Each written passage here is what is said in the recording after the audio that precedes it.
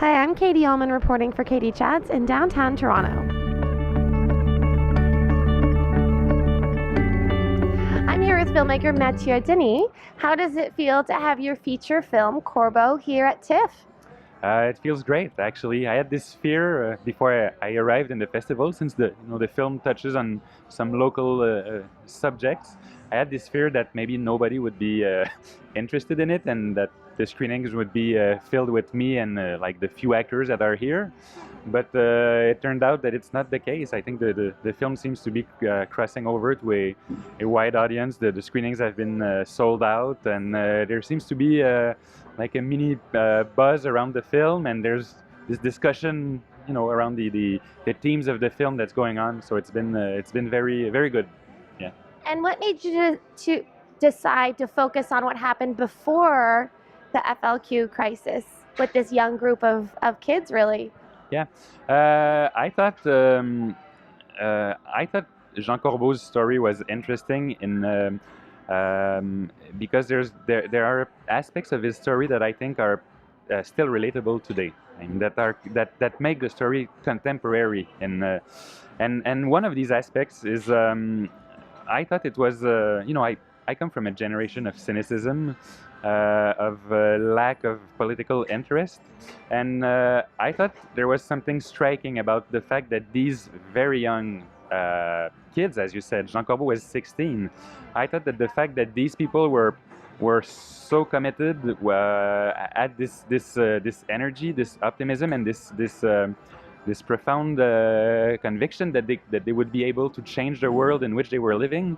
I thought that was very striking to me, and I thought, it forces us to wonder, why isn't it still like that today? So, yeah. And this film is visually stunning, from the costume design and the set design to the cinematography. So I wanted to ask you about the process going into shooting and how you articulated and came up with the visual design for this film. Well, first of all, shooting a period film is very difficult and much more complicated than what I anticipated it would be. Because if you need some extras in a scene in a contemporary film, you can just ask the people to come with their own clothes and hairdos, but in a period film you have to buy clothes for them, you have to dress their hair, and so the whole process is very difficult. The location scouting and all that. And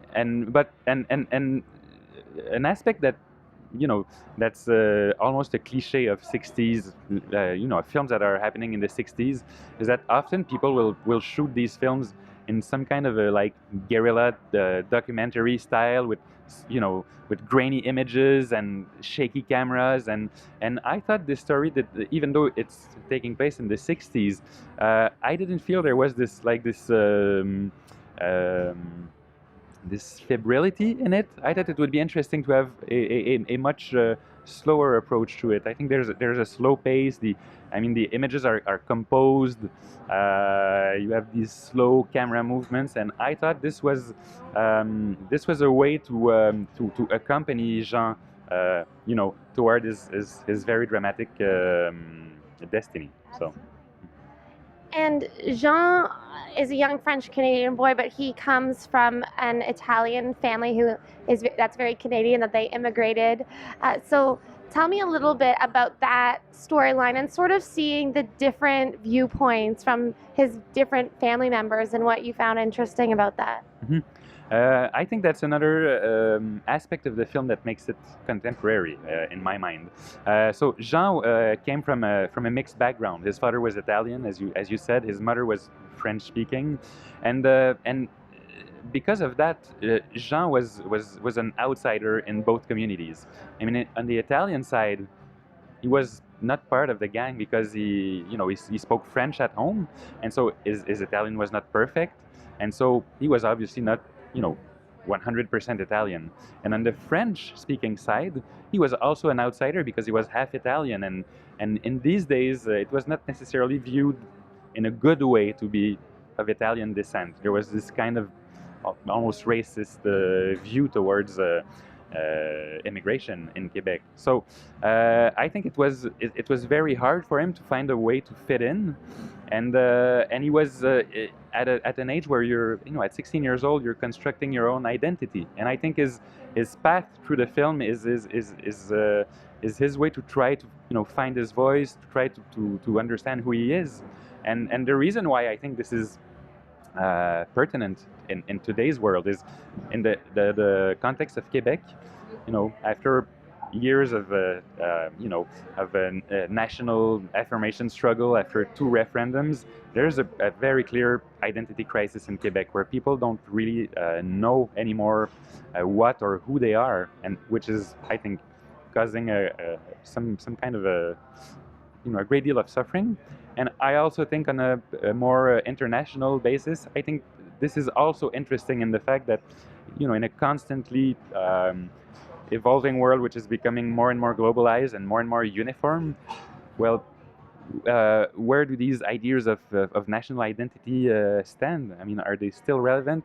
I think they are, and how can they be preserved? So. And where's the best place for us to find out more information on Corbo and on you as a filmmaker and your other projects as well online?